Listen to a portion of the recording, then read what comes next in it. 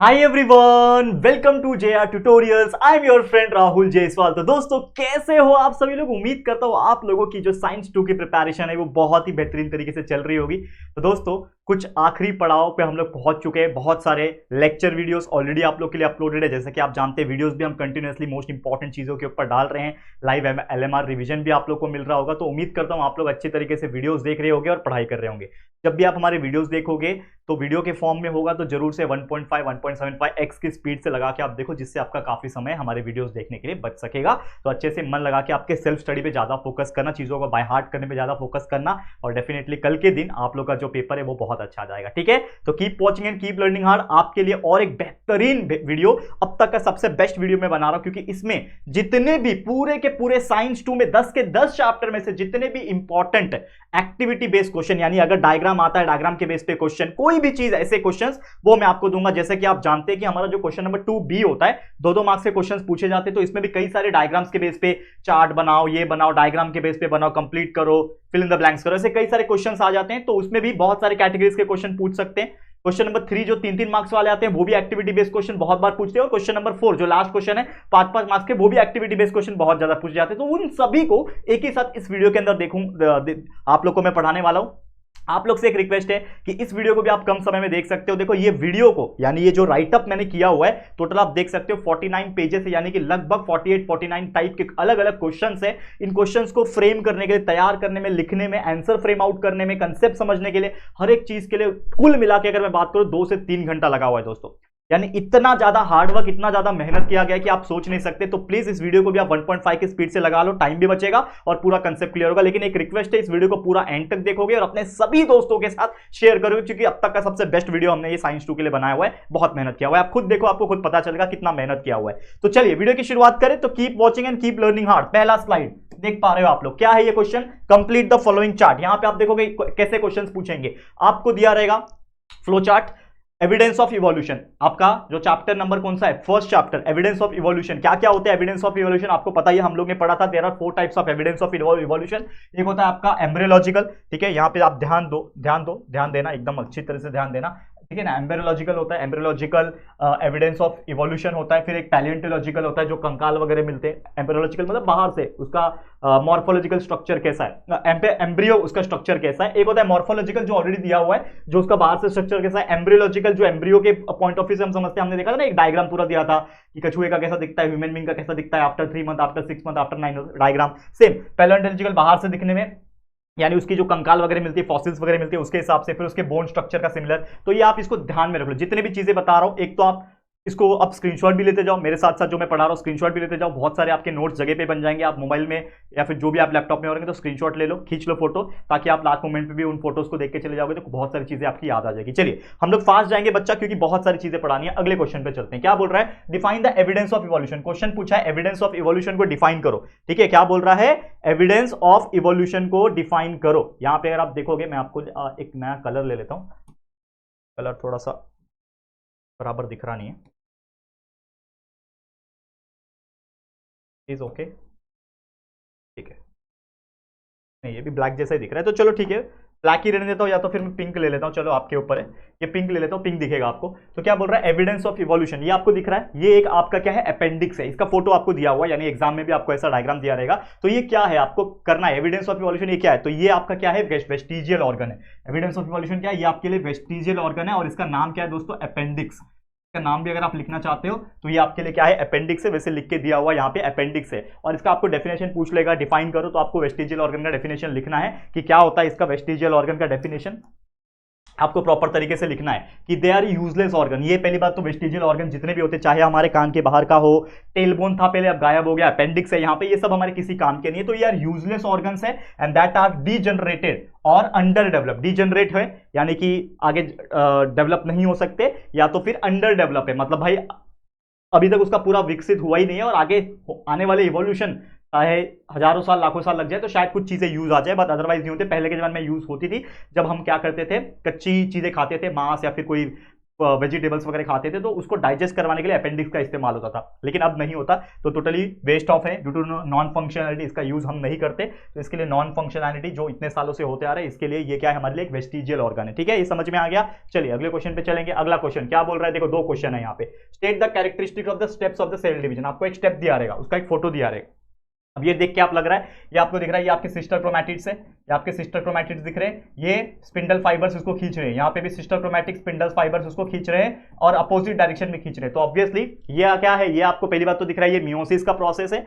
ये फिगर क्या रिप्रेजेंट कर रहा है, एनाफेज रिप्रेजेंट कर रहा है, क्योंकि एनाफेज एक ऐसा फेस है जिसमें आपके जो सिस्टर क्रोमैटिड्स होते हैं वो अपोजिट डायरेक्शन में खींचे चले जाते हैं with the help of the spindle fibres. तो स्पिंडल फाइबर्स उसको खींच रहे हैं, और इस फेस में क्या होता है, one chromosome of homologous pair moves to the opposite pole, एक इस तरफ, इसका ये अपोजिट सेंट्रोमियर अपोजिट पोल पे इस तरफ खींच रहा है, ये अपोजिट पे with the help of the spindle fibre, ये आप इसको याद रख सकते हो। तो जितने भी स्टेप सेल डिवीजन के अंदर स्टेप्स होते हैं, चाहे वो prophase, anaphase, metaphase, anaphase, telophase, जो भी है उसको याद रख लेना है। सेम उसी प्रकार मियोसिस में भी तो कोई भी फोटो दे सकता है। देखो ये तो मैं आपको चीजें बता रहा हूं, 50 क्वेश्चन लेकर आया आपके लिए, 50 से ज्यादा क्वेश्चन है, इतने सारे क्वेश्चन करा दूंगा, मुझे पूरी उम्मीद है कि इसी में से चीजें आ जाएगा। लेकिन अगेन मैंने बोला कि मैं कोई बोर्ड वाला मेंबर नहीं हूं, तो मुझे अभी नहीं पता, लेकिन हम एक रिकमेंडेशन कर सकते हैं, एक अंदाजा लगा सकते हैं। तो ये सभी चीज मैं पढ़ा दे रहा हूं, होपफुली इसमें से बन जाए क्वेश्चन बहुत सारे इसके सिमिलर और इसके रिलेटेड। तो जरूर से आप लोग भी अपने एंड से थोड़ा मेहनत कर लेना, डेफिनेटली एग्जाम अच्छा जाएगा। और साइंस वन के कंपैरिजन में साइंस 2 इजी जाता है, जैसा कि आप सब लोग जानते होंगे। चलो ये क्वेश्चन,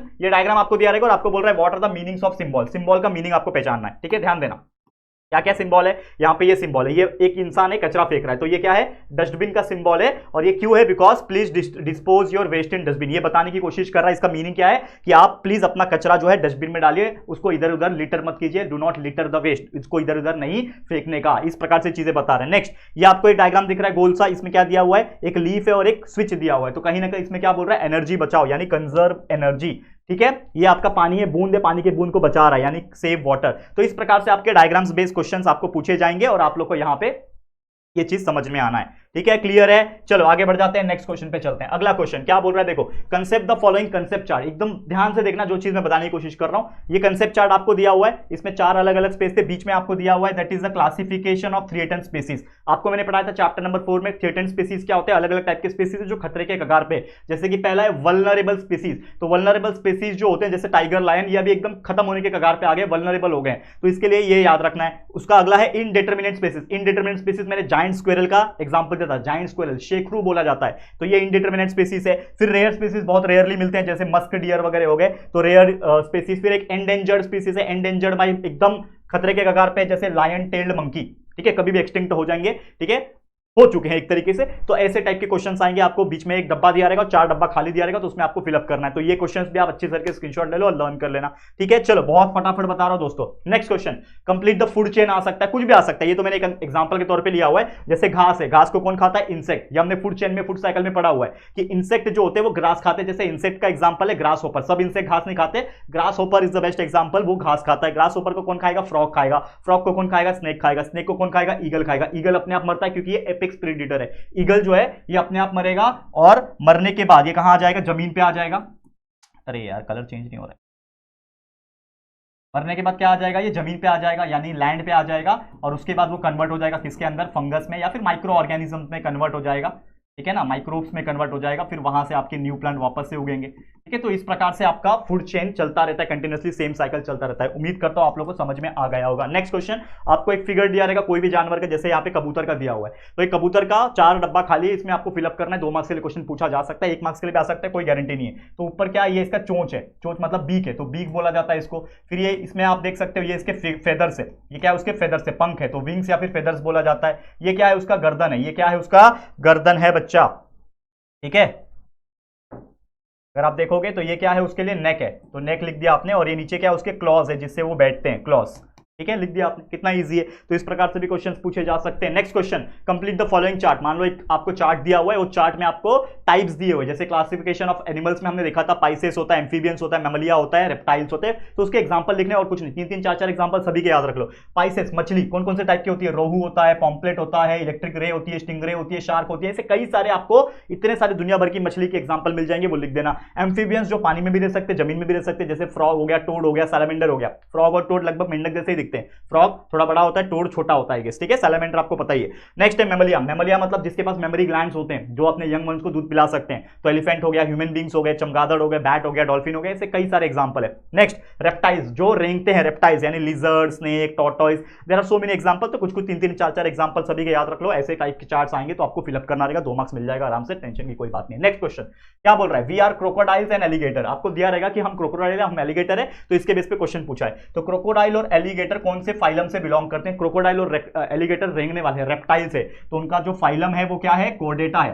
उनके पास नोटोकॉर्ड प्रेजेंट होता है, कोर्डेटा है, और क्लास जो है वो रेप्टाइल से। तो याद रखना, पूछा है फाइलम, तो phylum is chordata, class reptilia, याद रखना, ठीक है, याद रखना। In which 3 sections our body is divided, मतलब एलिगेटर और क्रोकोडाइल पूछ रहे कि हमारा बॉडी 3 हिस्से में कौन सा डिवाइड है। पहला उनका मुंडी होता है, हेड, दूसरा उनका गर्दन, नेक, और तीसरा उनका पूरा बॉडी, ट्रंक रीजन बोलते हैं, ठीक है। We can't breathe in water, पानी में क्यों नहीं ऑक्सीजन ले पाते ये एलिगेटर लोग, क्यों नहीं ले पाते? जमीन पे क्यों आते हैं ऑक्सीजन लेने के लिए? क्योंकि इनके पास गिल्स नहीं होता मछली जैसा, तो we do not have gills to respire in the water, ये आप लिख सकते हो। नेक्स्ट, समझ में आ रहा है? देखो कंटिन्यूअस बोल रहा हूं, लिखने में अभी जस्ट मैंने लिखा है 2 घंटा 2.5 घंटा मेरे को लिखने में लगा है, और ये वीडियो बनाने में न जाने कितना घंटा लगेगा, जो भी है हाफ एन आवर लगे, 1 घंटा लगे, मैं फास्ट बताने की कोशिश कर रहा हूं। आपने तो 1.5 की स्पीड लगाई होगी, तो आप लोगों को बहुत ज्यादा फास्ट बोलने के लिए मिल रहा होगा, कोई बात नहीं। मेहनत आपके लिए किया जा रहा है, स्टार्टिंग से किया जा रहा है, पूरा साल भर किया जा रहा है, और ये चीज आप खुद गवाही दोगे, आप लोग को खुद पता है कि हमने कितना ज्यादा हार्ड वर्क किया है आप सभी के अच्छे मार्क्स को स्कोर करवाने के लिए, ठीक है। चलो आगे बढ़ जाते हैं, फास्ट जाएंगे। नेक्स्ट, आपको एक फिगर दिया रहेगा, इसमें आपको दिख रहा है एक ये है और एक ये है, इसको बोलते हैं हम लोग एस्कैरिस। क्या बोलते हैं दोस्तों? ये जो आपको दिख रहा है ये आपका एस्कैरिस है। ये वाला छोटा वाला जो होता है वो मेल एस्कैरिस होता है, बड़ा वाला फीमेल होता है, याद रखना हमेशा, ठीक है।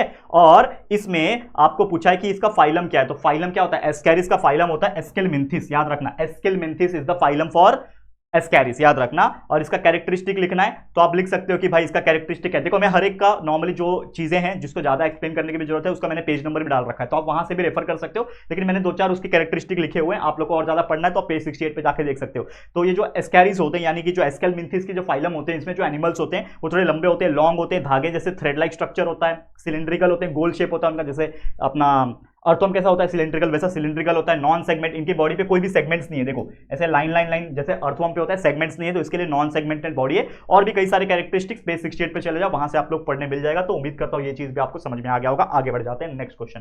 क्या क्वेश्चन है? देखो ये डायग्राम दिया है बहुत खूबसूरत सा, यहाँ पे आपको दिया हुआ है एक चीज, सेंटीपीड टाइप का है। सेंटीपीड मतलब जो कनखजुरा बोलते हैं ना, वैसा एक बटरफ्लाई है और एक स्कॉर्पियन है, ठीक है।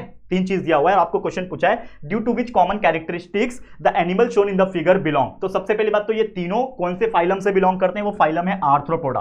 आर्थ्रोपोडा मतलब इंसेक्ट, तो सभी टाइप के जो इंसेक्ट्स के कैटेगरी जो होते हैं बच्चा, जितने भी इंसेक्ट के कैटेगरी है उन सभी में ये सब कैटेगरीज के एनिमल्स आ जाते हैं। अब इनका क्या कॉमन चीज है? तो अगर आप देखोगे इन तीनों कॉमन में अगर देखोगे तो पहली बात तो इनके जो पैर होते हैं, यानी कि जॉइंट अपेंडेजेस होते हैं, बहुत सारे इनके पैर होते हैं। अगर आप देखोगे तो 6, 7, 8 पैर होते हैं इनके, तो इन सभी के जॉइंट अपेंडेजेस होते हैं। इनकी जो बॉडी होती है वो ट्रिप्लोब्लास्टिक होती है। क्या होती है?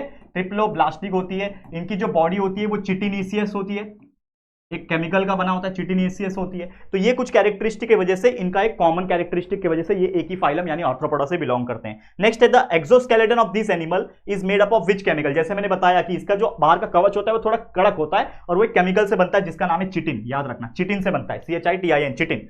और गिव अनदर 2 एग्जांपल, कोई भी और 2 एग्जांपल लिख दो। इस फाइलम के बहुत सारे एग्जांपल है, खेकड़ा है, क्रैब है, स्पाइडर है, सेंटीपीड है, मिलीपीड है, there are so many other example, आप लिख सकते हो, ठीक है। समझ में आ गया ऐसे क्वेश्चंस? तो उम्मीद करता हूं आप लोगों को बहुत अच्छी तरीके से क्लियर हो गया होगा। अब चलते हैं हमारे अगले क्वेश्चन की तरफ। क्या बोल रहा है? देखो ये एक पैसेज बेस्ड क्वेश्चन है, ऐसे क्वेश्चंस भी कई दफा पूछे जाते हैं दोस्तों, आप लोग को बिल्कुल ध्यान में रखना है, ठीक है, रखोगे ध्यान। चलो क्या बोल रहा है? Answer the following base question. इसका एक टाइटल है लेडी बग बीटल, ठीक है। ये पूरा एक पैराग्राफ दिया हुआ है, इसके बेस पे क्वेश्चन पूछा है। तो क्वेश्चन पहला ये पूछा है how does the lady bug beetle live. तो लेडी बग बीटल लिव जीती कैसे है? तो अगर आप देखोगे तो विच यहाँ पे लिखा हुआ है which lives on biting worm, white fly worm, white moth, flower insect etcetera. तो मैंने एक लिखा हुआ है, आप लोग बाकी कंटिन्यू कर लेना। तो ये मैंने बता दिया, पैसेज में से ही आंसर ढूंढना है, बहुत ईजी होता है, तो आपने ढूंढ लिया, ये पहले का आंसर हो गया, ठीक है। उसके बाद of which colour the lady bug beetles are. तो लेडी बग जो है वो कौन से कलर की होती है? तो अगर आप देखोगे तो दे आर अट्रैक्टिव रेड या फिर येलो और ग्रे। तो ये आपका सेकंड क्वेश्चन का आंसर हो गया, वो भी मैंने लिखा हुआ है।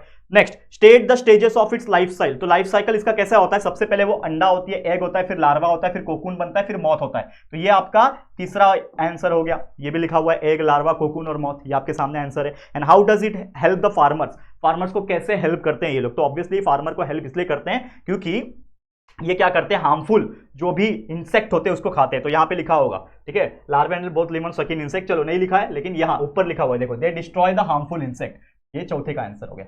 तो वो लोग क्या करते हैं, डिस्ट्रॉय करते हैं हार्मफुल इंसेक्ट को। तो मैंने ये आंसर लिख के लाया ताकि मैं आप लोग को प्रोवाइड भी कर सकूं, आप स्क्रीनशॉट लेते जाओगे तो आपका एक तरीके से नोट्स बन जाएगा, जो आप लास्ट मोमेंट पे, सिर्फ 2-3 घंटे बचे रहेंगे एग्जाम के लिए, यानी सुबह सुबह आप उठ के वापस से इसको एक बार रिवाइज कर सकोगे। वीडियो तो आप देख रहे हो कंटिन्यूसली और ये चीजें आपको बाय हार्ट भी कर लेनी है साथ ही साथ, लेकिन ये आपको एक हेल्प भी करेगा लास्ट मोमेंट रिविजन के लिए। करेक्ट है बच्चा? तो उम्मीद करता हूं आप लोग बहुत अच्छी तरीके से ये चीज क्लियर कर रहे होंगे। आगे बढ़ जाओ बच्चा, चलो, थक गया हो दोस्तों बोल बोल के। चलो क्या बोल रहा है, concept the following concept chart, ये आपको दिया हुआ है factors affecting the social health, social health वाला चैप्टर एक दिया है, फैक्टर्स अफेक्टिंग सोशल हेल्थ, क्या क्या चीजें ऐसी है जो सोशल हेल्थ को अफेक्ट करती है। तो क्या क्या चीजें हैं, तो सबसे पहले तो उन्होंने दे रखा है इनक्योरेबल डिसीज, कुछ ऐसी डिसीज होती है जैसे एड्स, लेप्रेसी, HIV, ऐसे कुछ चीजें होती है तो लोग डर जाते हैं, कहीं ना कहीं पैनिक हो जाता है, सोशल हेल्थ डिस्टर्ब हो जाता है। लेकिन इसके अलावा अगर आपको कोई एडिक्शन है, दारू पीने का, ड्रग्स लेने का, ऐसा कुछ एडिक्शन हो गया तो ये आपकी जिंदगी बर्बाद कर सकता है। इसके अलावा मेंटल स्ट्रेस इज ऑल्सो खतरनाक चीज, अगर आपको किसी चीज का मेंटल स्ट्रेस हो गया तो यार आपकी सोशल हेल्थ खराब हो जाती है। ठीक है, चलो नेक्स्ट क्वेश्चन पे चलते हैं। अगला क्वेश्चन,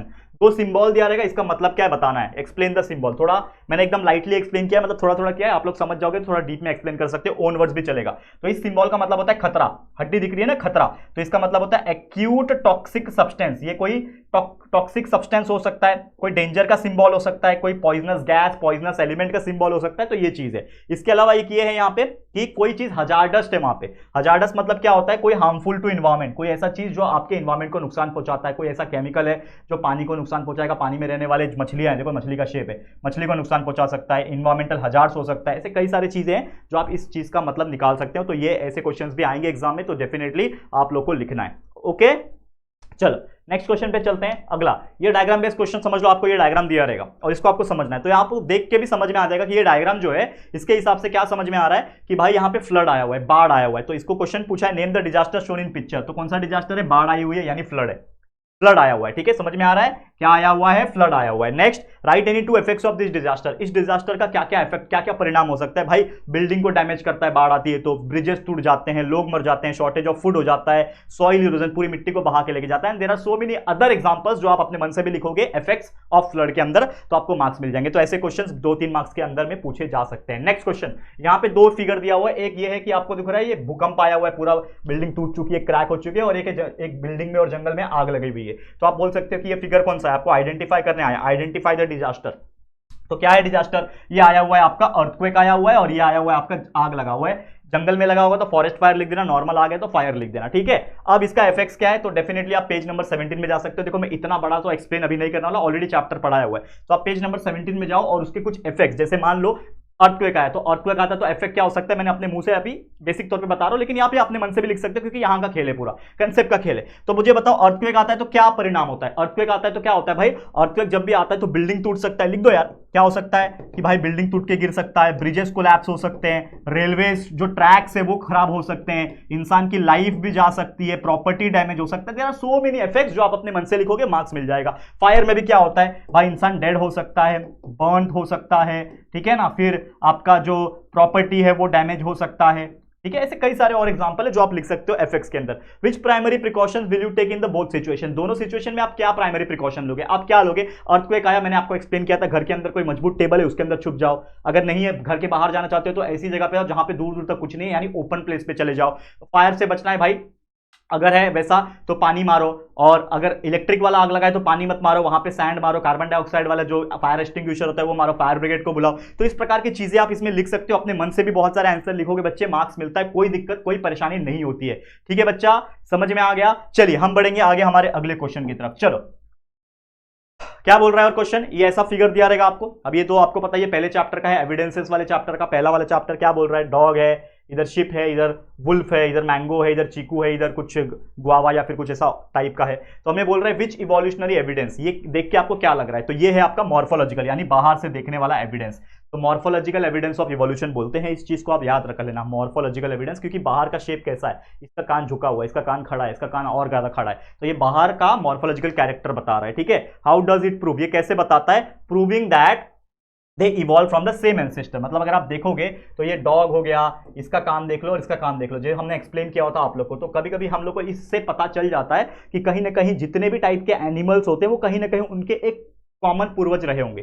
जैसे ह्यूमन बींग्स जो है एक बंदर से इवॉल्व हुआ, लेकिन बंदर से बहुत सारी और चीज इवॉल्व हुई, बंदर से चिंपांजी बना, गोरिल्ला बना, और भी कई सारे जो जीव जंतु है वो बने, और लास्ट में जाके इंसान बना, और इंसान के आगे हो सकता है आने वाले हजारों साल के बाद कोई और नया प्राणी बने, कुछ भी हो सकता है, बिकॉज इवोल्यूशन कंटिन्यूसली हो रहा है, हमको पता नहीं चल रहा है हमारे शरीर में क्या चेंजेस हो रहे हैं, लेकिन कहीं ना कहीं ये चीज कब पता चलेगी, हजारों लाखों जनरेशन जब आएंगे हमारे बाद तब पता चलेगी। तो ये बहुत जरूरी चीज है। State another example of evolutionary evidence. और क्या क्या इवोल्यूशनरी एविडेंस होते हैं, मैंने आपको बताया था कई सारे एविडेंस होते हैं। ये तो मॉर्फोलॉजिकल एविडेंस ऑफ इवोल्यूशन हो गया, वैसे पैलेंटोलॉजिकल होता है, एनाटॉमिकल होता है, वेस्टिजियल होती है, एम्ब्रियोलॉजिकल होती है, ऐसे कई सारे एविडेंस होते हैं जो हमने स्टार्टिंग में भी आपको बताया था। तो उम्मीद करता हूं कि आप लोग इसको जरूर से अच्छे से लर्न करके रख लोगे। चलो हम आगे बढ़ते हैं अगले क्वेश्चन की तरफ। चलो नेक्स्ट क्वेश्चन क्या है बच्चा, ये देखो, ये आपके 4 हाथ पैर दिए हुए हैं, जो भी है 4 हाथ पैर दिए आपको। क्वेश्चन बहुत सारे तरीके से पूछा है, which evidence of evolution is shown. पहले तो बताओ ये क्या है, ये आपका हाथ का शेप है, किसका, ह्यूमन हैंड है, ये ऑक्स का 4 लेग है यानी कि आगे का पैर, ये बैट का पैटिजियम है यानी कि जो जहां से वो उड़ता है वो है,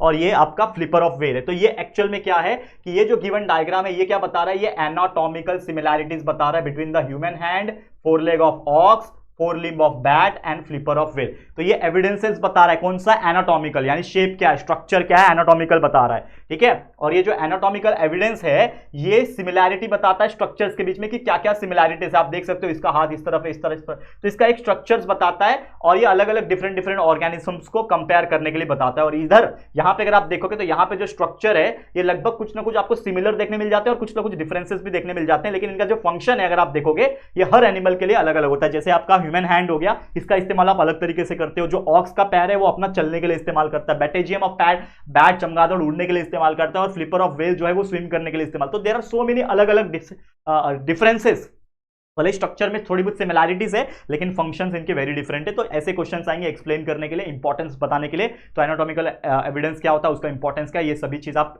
स्टार्टिंग में जो चैप्टर है, पहला चैप्टर, उसमें से आप देख के एक बार और अच्छी तरीके से लर्न कर लोगे, ठीक है। चलो आगे बढ़ जाते हैं। स्क्रीनशॉट ले लिया आपने, स्क्रीनशॉट लेते जाना हर चीज, ठीक है। मैं हटू चाहे नहीं हटू, आप स्क्रीनशॉट लेते जाओगे, क्लियर दिख रहा होगा आप लोगों को, तो स्क्रीनशॉट लेते जाना, ठीक है। चलो हम आगे बढ़ते हैं, अगले क्वेश्चन पे जाते हैं। तो ऐसा कुछ क्वेश्चन आ सकता है जिसमें आपको एक कंप्लीट द फॉलोइंग पैराग्राफ, आपको एक पैराग्राफ दिया रहेगा बच्चा, और आपको कुछ ऑप्शंस दिए रहेंगे। देखो यहाँ पे दिख रहा है आपको, यहाँ पे कुछ ऑप्शंस दिए हुए हैं, ठीक है, और इन ऑप्शंस को देखना है और इसको रीड करके उसके ऑप्शंस के हिसाब से सुटेबल चीज डालना है। जैसे क्या बोल रहा है, सबसे पहला क्वेश्चन है, मतलब क्वेश्चन मतलब पहला लाइन, इवोल्यूशन, यहां से स्टार्ट हो रहा है, देखो यहां से ये चीज स्टार्ट हो रहा है। क्या बोल रहा है, evolution of upright man continue in the direction of the developing it's dash. तो डेवलपिंग इन डैश, तो डेवलपिंग इन क्या आएगा भाई क्रोमैग्नेट डेवलपिंग तो नहीं होगा, तो ब्रेन आएगा। तो इसके हिसाब से हमें इसमें से कॉमन चीजें देखनी है और डालनी है। तो हमने क्या किया, evolution of upright continue in the direction of developing it's brain for the period of about 1 lakh years and meanwhile it discover the dash. उसने क्या किया, उसने डिस्कवर किया। तो क्या आ सकता है बताओ, डिस्कवर में क्या आ सकता है, डिस्कवर कल्चरल होमोसेपियन नहीं आएगा, डिस्कवर फायर, तो उसने फायर को डिस्कवर किया। फिर brain of A 50,000 year old man, 50,000 साल पुराने जो ओल्ड मैन थे उन्होंने धीरे धीरे इवॉल्व करना शुरू किया, consider as the member of the class dash. तो धीरे धीरे करके कौन सा क्लास आया, होमोसेपियन क्लास आया। फिर Neanderthal man consider the first example of wise man, Neanderthal man को ही फर्स्ट एग्जांपल कंसीडर किया था वाइज मैन का, तो उन्होंने बहुत ज्यादा विकसित कर लिया था अपने आप को। एंड उसके बाद the crow-magnum man evolved about 50,000 year. ये सब चीजें याद रख लेना।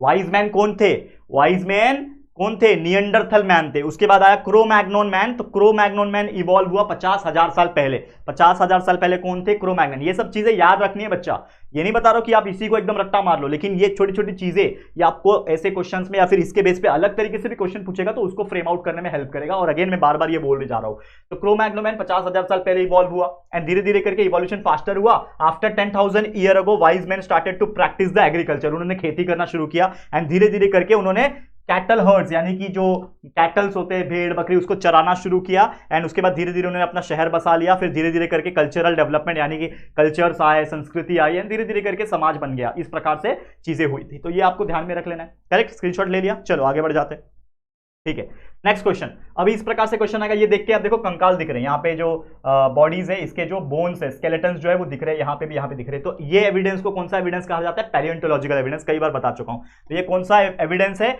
ये है आपका पैलियोंटोलॉजिकल एविडेंस। ये कौन सा एविडेंस है बच्चा, पैलियोंटोलॉजिकल, जहां पे भी स्केलेटन दिखेगा पैलियोंटोलॉजिकल एविडेंस है। कैसे बनता है ये पैलियोंटोलॉजिकल एविडेंस, क्योंकि ये बरी हो जाते हैं कहीं ना कहीं किसी कारणवश, जैसे कोई डिजास्टर आ गया, अर्थक्वेक आ गया, ठीक है ना, समझ लो अर्थक्वेक आ गया, बाढ़ आ गया, वोल्केनो इरप्शन हो गया, तो बहुत ज्यादा चीजें और जो एनिमल्स होते हैं वो जमीन के अंदर दफन हो जाते हैं, ऑटोमेटिकली बरीड हो जाते हैं, ब्यूरियल हो जाता है उनका, और धीरे धीरे फिर उसके अंदर ही उनका डेथ हो जाता है, उनकी बॉडी पिघल जाती है क्योंकि फैट होती है और स्किन होती है, वो सब डिकम्पोज हो जाता है एक समय के बाद, हजारों साल तक डिकम्पोज हो जाता है। एंड उसके बाद क्या बच जाता है, सिर्फ हड्डी, क्योंकि हड्डी का भी गलती नहीं है। और इसी से ही हम लोग को पता चला ना कि डायनासोर या फिर अदर अदर जानवर हुआ करते थे, तो ये पैलेंटोलॉजिकल एविडेंस से ही हमें पता चला।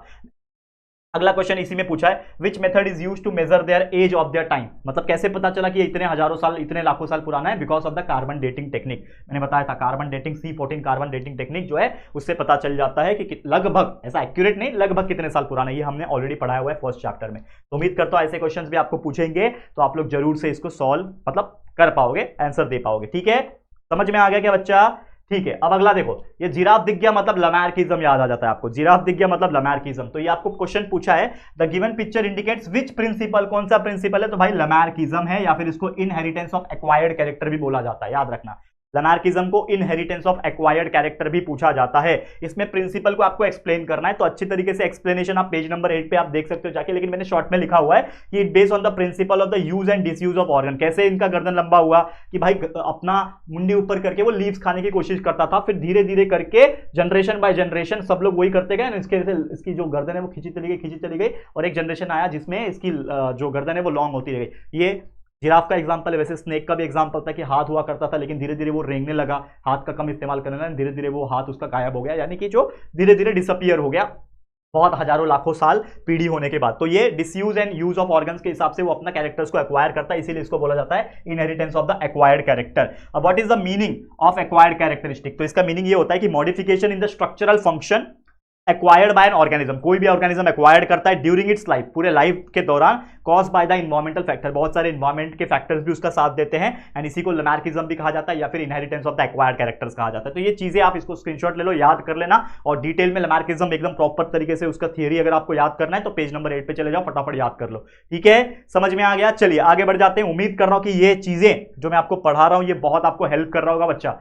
आप देख सकते हो कंटिन्यूअस आपके लिए मेहनत किया गया स्टार्टिंग फ्रॉम द डे 1, और सिर्फ डे 1 की बात नहीं करूंगा कि आपका मराठी का पेपर आया था तब से कर रहा हूं, या आप लोग जानते हो बच्चा कि आपके लिए हमने पूरा साल, बल्कि ये साल नहीं उसके पहले वाले साल भी हर एक चीज पढ़ा के रखा है। जब छोटा सा व्हाइट बोर्ड हुआ करता था यहीं पे एक छोटा व्हाइट बोर्ड हुआ करता था, तब मैं पढ़ाता था। उसके बाद धीरे धीरे करके हमारे पास एक डिजिटल बोर्ड आया, वहां पे चीजें पढ़ाई, उसके बाद भी आपको बहुत सारी चीजें पढ़ाया, LMR revision, one shot revision, उड़ान बैच 2023 में पढ़ाया, पहला बैच उड़ान बैच का। फिर आप लोग जब आए 2024 पूरा फरवरी में लाइव उड़ान बैच पढ़ाया, लाइव रिवीजन आपको दिया हूं। फिर भी जब से आपके एग्जाम स्टार्ट हुए तब से रुका नहीं हो, डेली रोज 4-4 5-5 वीडियोस आपके लिए अपलोड किया ताकि आपको बेस्ट प्रोवाइड कर सकूं।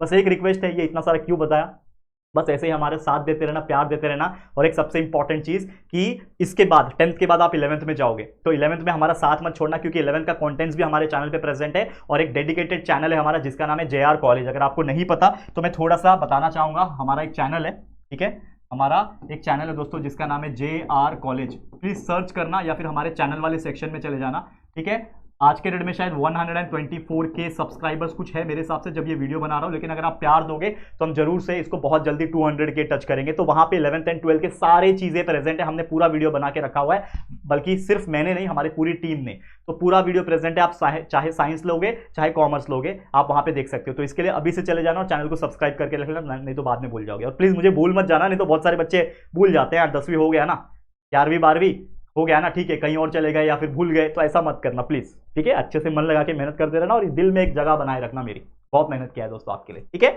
चलिए बाकी बातें होती रहेगी। यहाँ पे आ जाओ, ये आपको एक डायग्राम दिया, ये आपका जो डायग्राम है ये आपको मिल जाएगा आपके पेज नंबर 14 पे। ये एक एनर्जी करेंसी का डायग्राम है, जब मैंने आपको पढ़ाया था कि किस प्रकार से एनर्जी बनती है शरीर के अंदर। तो ये क्या है, ये जो डायग्राम है हम लोग को बोल रहा है identify the given reaction and explain it. तो ये रिएक्शन को आप आइडेंटिफाई करो। तो ये पहली बात, तो इसको बोला जाता है एनर्जी करेंसी रिएक्शन, या फिर ये रिएक्शन जो है ये क्या बताता है, the given reaction represents the conversion of ATP to ADP, यानी एडिनोसाइन ट्राइफॉस्फेट एडिनोसाइन डाइफॉस्फेट में कैसे कन्वर्ट होता है वो बताता है। और एटीपी जो होता है it is compose of nitrogenous compound, आपको पता ही है एटीपी जो होता है नाइट्रोजनियस कंपाउंड से बना होता है, जैसे एडिनाइन और पेंटोज शुगर से बना होता है जैसे राइबोस, और 3 फॉस्फेट के ग्रुप्स होते हैं। और यही जो 3 फॉस्फेट के ग्रुप्स होते हैं दोस्तों, ये एक दूसरे से लिंक हुए रहते हैं 2 हाई एनर्जी बॉन्ड्स के थ्रू। जब उसमें से एक फॉस्फेट ग्रुप जब रिमूव होता है बाय ब्रेकिंग ए बॉन्ड, तब जाके उसमें से एक एनर्जी निकलती है, एंड वो जो एनर्जी होती है वो क्या करती है, एटीपी को कन्वर्ट करती है एडीपी के अंदर। तो ये पूरा प्रोसेस इस तरीके से बताता है, तो इसको आप बाय हार्ट करके ले लो, याद करके ले लो, मैंने लिख के दिया हुआ है। और ज्यादा डिटेल में देखना चाहते हो पेज नंबर 14 पे चले जाओ, तो स्क्रीनशॉट ले लो, इसको अच्छी तरीके से याद कर लेना अगर ये क्वेश्चन एग्जाम में पूछेगा तो। ठीक है, समझ में आया? चलिए आगे बढ़ जाते हैं नेक्स्ट क्वेश्चन पे।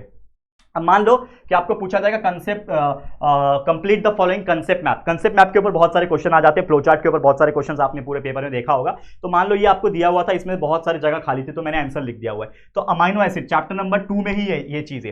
अमाइनो एसिड स्किन के अंदर, स्किन के लिए भी हेल्पफुल है, जिसमें मेलानिन और केराटिन नाम का पिगमेंट है। फिर बोन्स के अंदर ओसिन होता है, याद रखना, बोन्स के अंदर ओसिन होता है। फिर सेल्स के अंदर various protein of cell membrane, various enzymes होता है। पैनक्रियास के अंदर इंसुलिन और ट्रिप्सिन होता है, ये आपको पता ही है, इंसुलिन की वजह से हमारा शुगर कंट्रोल में होता है। हमारा पिट्यूटरी ग्लैंड होता है जिसमें बहुत सारे हार्मोन्स होते हैं, ठीक है, पिट्यूटरी ग्लैंड ब्रेन के अंदर। मसल्स के अंदर एक्टिन और मायोसिन होते हैं और फ्लेक्सिबल प्रोटीन्स होते हैं। इसके अलावा खून में हमारा हेमोग्लोबिन और एंटीबॉडीज होती है। ये सब चीज ऑलरेडी चैप्टर्स जब पढ़ाया था तब मैंने एक्सप्लेन किया था, तो इसको आप बाय हार्ट करके ले लो। अगर ऐसे क्वेश्चंस फ्लोचार्ट वाले पूछेंगे तो खाली जगह पे चीजें लिखना है आप लोग को, ठीक है, याद रहेगा, अच्छे से बाय हार्ट हो जाना चाहिए। चलो नेक्स्ट क्वेश्चन पे चलते हैं। क्या क्वेश्चन पूछा हुआ है, observe the given diagram and explain the method of reproduction. अब ये डायग्राम को आप देखो और पहचानो कि ये डायग्राम किस चीज का है। तो यहां पे अगर आप ध्यान दोगे तो ये जो डायग्राम दिख रहा है ये एक प्लेनेरिया है। अगर आप देखोगे तो ये प्लेनेरिया है, और मैंने आपको एक्सप्लेन किया था कौन सा है ये रिप्रोडक्शन मेथड। बताओ इसमें होता क्या है कि प्लेनेरिया में क्या होता है, अगर आप इसको तोड़ दो, मतलब यहां से आप इसको ब्रेक डाउन कर दो, यहां से ब्रेक डाउन कर दो, तो अपने हर एक पार्ट से वो वापस से उग जाएगा, यानी बड़ा हो जाएगा और सेम शेप में आ जाएगा। जैसे कि अगर मान लो एक एग्जांपल के तौर पे कि आपका किसी ने हाथ काट दिया तो हाथ वापस से उग जाता है, तो दैट इज द रीजनरेशन। जैसे लिजर्ड में होता है, आपकी छिपकली में हो जाता है, पूंछ कट जाती है, पूंछ फिर से आ जाती है, उसी प्रकार इस चीज को हम लोग रीजनरेशन बोलते हैं, ठीक है, इसको रीजनरेशन बोलते हैं, जो कि एक असेक्सुअल रिप्रोडक्शन मेथड है जो मल्टी सेलुलर ऑर्गेनिज्म में होता है। तो asexual reproduction in multi cellular organism का बेस्ट एग्जांपल रीजनरेशन, जिसमें एक एग्जांपल है प्लेनेरिया का। ये क्या है, आपका प्लेनेरिया है, this is the planaria organism, इसमें होता है। पूरा अच्छे से एक्सप्लेनेशन कहां दिया हुआ है, पेज नंबर 24 में जाके बाय हार्ट कर लो, ठीक है, प्लेनेरिया रीजनरेशन का पूरा डेफिनेशन बाय हार्ट कर लो। बस बाकी जो कंसेप्ट था वो मैंने बता दिया, बाकी चीजों याद करने वाली चीजें आपको याद करनी ही पड़ेगी, तो चले जाओ याद कर लेना, ठीक है। चलो नेक्स्ट क्वेश्चन पे चलता हूं। क्या है, ऐसा कुछ डायग्राम अगर आपको दिखता है तो इसमें क्वेश्चन पूछता है कि observe the given figure and answer the following given below. पहला question, state the type of reproduction, इसमें से कौन सा रिप्रोडक्शन हो रहा है। तो कभी भी आप देखोगे तो लीव्स में से अगर कोई पेड़ निकल रहा है, ऐसे पोटैटो में से निकल रहा है, तो ये समझ जाना, इसको हम लोग बोलते हैं वेजिटेटिव प्रोपैगेशन। क्या बोलते हैं, वेजिटेटिव प्रोपगेशन, यानी कि वेजिटेबल्स में से चीजें निकल रही है, that is nothing but vegetative propagation. तो इसे एग्जांपल यहां पे दिया हुआ है कि identify the part of reproduction. तो स्वीट पोटैटो में क्या होता है, स्वीट पोटैटो में आंखें होती है, आईज। अगर आप देखोगे तो स्वीट पोटैटो जो होती है ना, स्वीट पोटैटो, ये नहीं है स्वीट पोटैटो, माफ करना, ये है स्वीट, ये हमारा पोटैटो है। देखो स्वीट पोटैटो क्या होती है, इसके अंदर से ना रूट निकलता है, it occur by the roots. देखो ये रूट्स दिख रहा है आपको इसमें से, तो स्वीट पोटैटो में से क्या होता है, रूट्स निकलता है, जो कि एक एडवेंशियस बर्ड्स होता है रूट के ऊपर, और उसी से आपका न्यू प्लांट उगेगा। एक होता है ब्रायोफाइलम, जो लीव्स के ऊपर से निकलता है, this is the Bryophyllum, leaves के ऊपर से आप देख रहे हो लीव्स निकल रहा है। तो Bryophyllum occurs by the bird on the leaf margin, leaf के मार्जिन के ऊपर बर्ड्स निकलते हैं, कलियां निकलती है उसमें से। एंड एक पोटैटो होता है जो कि आप देख पा रहे हो, इसमें होती है ice, occurs by the ice, bird on potato presents on the tuber, इसको ट्यूबर कहा जाता है, स्टेम, ठीक है ना, ये इसके ऊपर निकलता है। तो आप जरूर से इसको लिख लो, याद कर लो, या फिर स्क्रीनशॉट ले लो, जरूर से आपको मेहनत करना है, प्रैक्टिस करना है। चलिए अगले एग्जांपल पे चलते हैं। अगला एग्जांपल क्या है, अब देखो ये आपको देख के ही पता चल गया कि ये क्या है, ये आपका फीमेल रिप्रोडक्टिव सिस्टम है। तो फीमेल रिप्रोडक्टिव सिस्टम का क्वेश्चन है जिसमें कुछ जगह खाली है, जैसे ये चीज को क्या बोला जाता है, क्वेश्चन पूछा है लेबल द इंडिकेटेड पार्ट्स 1 2 3। तो ये आपका पहला है, ये आपका दूसरा है, ये आपका तीसरा है। तो कौन से पार्ट है, तो ये आपको देख पा रहे होंगे, जो ये आपका एक डक्ट है, मैंने आपको एक्सप्लेन किया था, जो कहा जाता है अंदर चले जाता है जहां पे ओवरीज होती है। तो ये वाली जो फ्लावर वाली पार्ट दिख रही है, इसको ओवरी कहा जाता है, लिख दिया मैंने ओवरी। ये जो पाइपलाइन दिख रहा है, इसको बोला जाता है ओविडक्ट, ये ओवरी हो गया, फ्लावर वाला पार्ट, जिसमें जाके स्पर्म मीट होता है, फिर वहां से ही आपका जो एग जो है यूटेरस में आके फिर वहां से जो रिप्रोडक्शन प्रोसेस है बनता है, फीटस मतलब एम्ब्रियो बनता है, फिर उसके बाद जो चीजें हैं वो तैयार होती है, ठीक है ना, जो बेबी है वो तैयार होता है वहां पे, ठीक है। तो ये ओविडक्ट याद रखना, ओवरी याद रखना, और ये जो आपका पार्ट है इसको बोलते हैं यूटेरस, ठीक है। ये पार्ट क्या है, आपका पैसेज है, ये आपका क्या होता है, वजाइना होता है, ठीक है, ये फीमेल का वजाइना होता है, इसके अंदर से स्पर्म एंटर होती है, यहाँ पे जाती है ट्यूब के थ्रू, ये आपका यूटेरस, और फिर ओविडक्ट के थ्रू यहाँ पे ओवरी तक पहुंचता है, पूरा एक्सप्लेन किया गया है। तो ये आपको पूरा अच्छी तरीके से फीमेल रिप्रोडक्टिव सिस्टम और मेल रिप्रोडक्टिव सिस्टम के जितने भी पार्ट्स है उनके नाम याद रख लेना है। डायग्राम बनाने के लिए भी आ सकता है, डायग्राम के बेस पे क्वेश्चन भी आ सकता है, मैंने कई बार बताया हुआ है। अब क्वेश्चन पूछा है कि where the fertilisation of ovum occurs, fertilisation of ovum कहां अकर होता है, ओविडक्ट में ही होता है, यहां पे ही होती है, ठीक है ना, ओविडक्ट में होता है। Where does the embryo get implanted after fertilization? After fertilization मैंने बताया कि यहाँ पे यूटेरस जो है यहाँ पे आपका क्या हो जाता है, इम्प्लांटेशन, यानी कि जो फीटस है, जो एम्ब्रियो है, माफ करना, वो क्या हो जाता है, इम्प्लांट हो जाता है। तो ये चीजें आपको बिल्कुल बाय हार्ट करके चलनी है, अच्छी तरीके से स्क्रीनशॉट ले लो और प्रैक्टिस कर लो। अब ये क्या चीज है, ये बोल रहा है कि which type of reproduction is indicated in the following diagram. तो ये देख के आपको कौन सा टाइप का रिप्रोडक्शन की याद आ रही है, तो ये आपको दिख रहा है, ये अमीबा है, अमीबा का सिस्ट बनता है, फिर उसमें से ब्रेक डाउन होता है और ये तैयार होता है, फिर उसके बाद ब्रेक होता है और उसमें से चीजें निकलती है और फिर जाके वो बनता है। तो ये मल्टीपल फिजन हो रहा है, ठीक है। तो ये क्या है, मल्टीपल फिजन। जैसे आपका बाइनरी फिजन था, एक से दो बन जाते हैं, यहां पे एक से कई सारे बन जाते हैं, that is the asexual reproduction. Asexual reproduction में ये मल्टीपल फिजन है, याद रखना, इसको क्या बोलते हैं, मल्टीपल फिजन।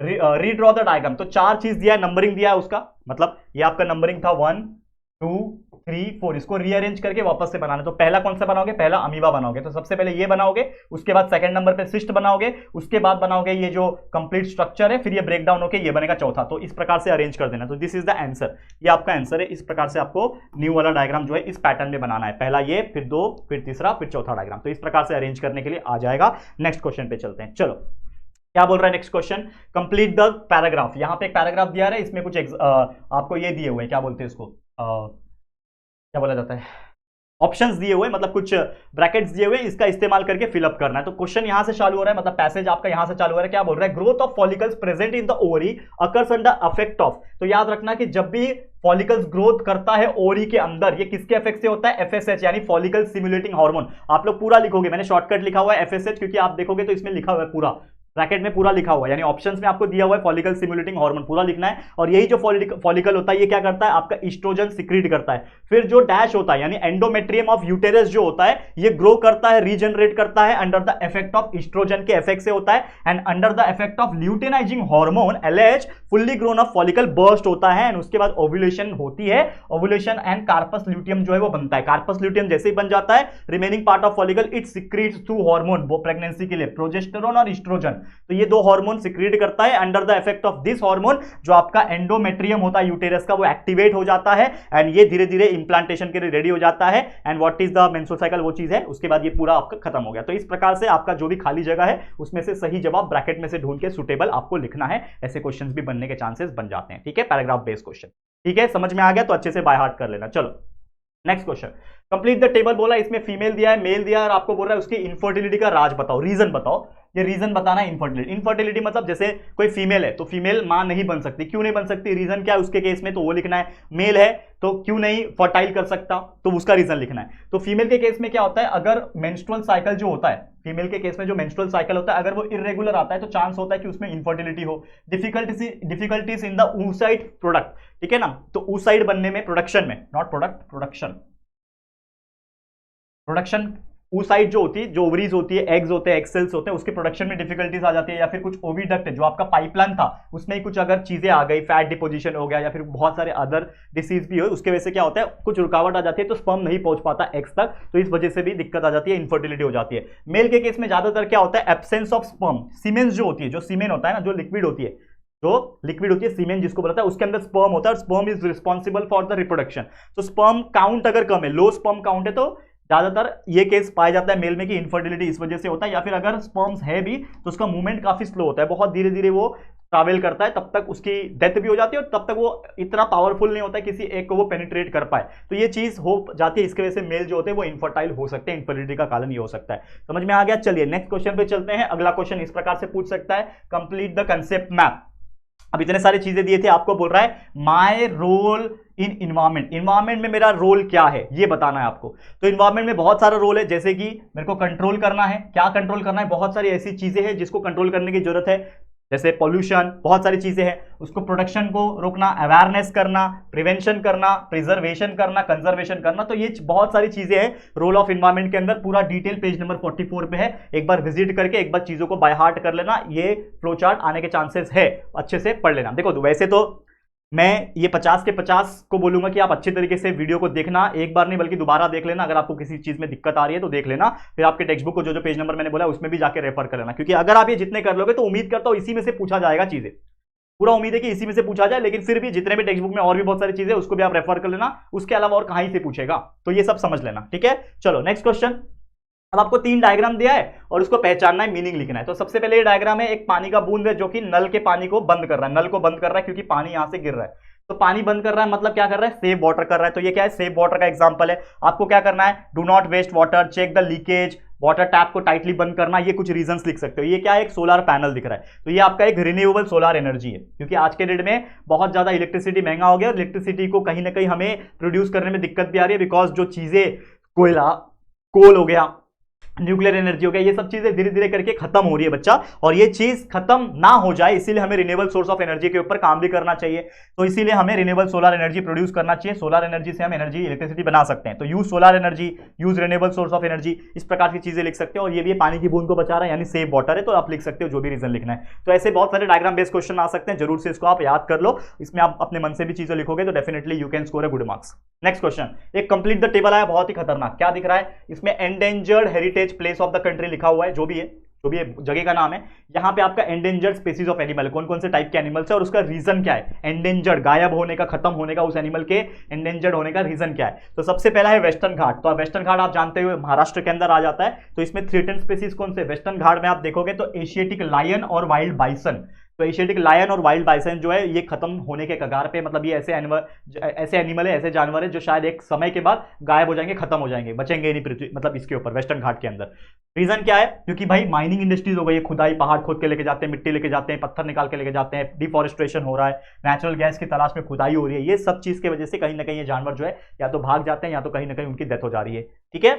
उसके बाद मानस सेंचुरी इन आसाम, आपको आसाम पता है, उसमें मानस वाइल्ड लाइफ सेंचुरी है। तो मानस वाइल्ड लाइफ सेंचुरी में एक जानवर है जो बहुत ज्यादा एंडेंजर्ड है, जिसका नाम है राइनो, राइनोसोरस, आपको पता ही है, एक सिंगा। तो राइनोसोरस, इसका खत्म रीजन क्या है ये होने का, थ्रेटन होने का या फिर एंडेंजर्ड होने का, क्योंकि इनडिस्क्रिमिनेट यूज ऑफ वाटर, पानी की कमी बहुत ज्यादा हो गई, जिसकी वजह से ये बहुत ज्यादा दिक्कत आ जाती है। नेक्स्ट है सुंदरबन सेंचुरी ऑफ वेस्ट बंगाल। आपको पता है बंगाल की खाड़ी में एक सुंदरबन है, दलदल वाला इलाका, उसमें एक बहुत ज्यादा मतलब एक टाइम पे जानवर हुआ करता था टाइगर, लेकिन आप देखोगे तो टाइगर बहुत ज्यादा एंडेंजर्ड हो गया है। क्यों, क्योंकि वहां पे बहुत ज्यादा पेड़ काट के लेके जाते हैं, डिफॉरेस्ट्रेशन हो रहा है, डैम्स बन रहे हैं, एक्सेसिव फिशिंग्स हो रही है, जिसकी वजह से कहीं ना कहीं नेचुरल रिसोर्सेज की कमी की वजह से ये कुछ जानवर जो है वो गायब होते जा रहे हैं। तो इसको भी देख लो, स्क्रीनशॉट ले लो और फटाफट से लर्न करते जाना, ठीक है।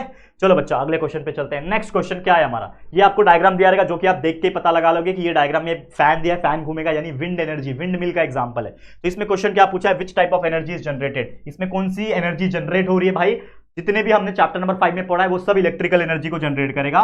तो इलेक्ट्रिकल एनर्जी यहां पे क्या हो रही है, जनरेट हो रही है, लिख सकते हो। This power station depends on which factor, कौन से फैक्टर पे डिपेंड करता है भाई, हवा का वेलोसिटी कैसा है, लोकेशन कैसा है, ये सभी चीजें पूरा डिटेल अगर आप देखना है तो ये पूरा आपको चैप्टर नंबर 5 में चले जाना, चैप्टर नंबर 5 में ये पूरा आपको मिल जाएगा, अच्छी तरीके से आप बाय हार्ट कर लेना। Is it environmental friendly, yes भाई इसमें से कोई भी पोल्यूशन नहीं होता, इसके लिए इन्वायरमेंटल फ्रेंडली है। तो ऐसे क्वेश्चन आएंगे डायग्राम बेस्ड के क्वेश्चन, बहुत ईजी, 1-1, 2-2, 3-3 मार्क्स के लिए, तो आप आराम से इसको सॉल्व कर सकते हो और बहुत अच्छा मार्क्स मिलता है बच्चा। क्लियर, समझ में आ गया क्या बच्चा, बहुत ज्यादा ही इजी है। तो उम्मीद करता हूं आप लोग को यहां पे कोई दिक्कत, कोई परेशानी नहीं हुई होगी। चलो अगले क्वेश्चन पे चलते हैं। क्या क्वेश्चन पूछ रहा है, देखो ध्यान से, क्या बोल रहा है, complete the concept chart, concept map, useful micro organism, chapter number 7, introduction to microbiology. इसमें जितने भी माइक्रो ऑर्गेनिजम्स है यूजफुल वाले, ये सबके नाम याद रख लो, 2-3 एग्जांपल याद रहेगा, आप लिख सकते हो। जैसे एग्जांपल याद रख लेना, Streptococcus, it is a useful micro organism. Lactobacillus, दही में इस्तेमाल होता है, it is useful micro organism.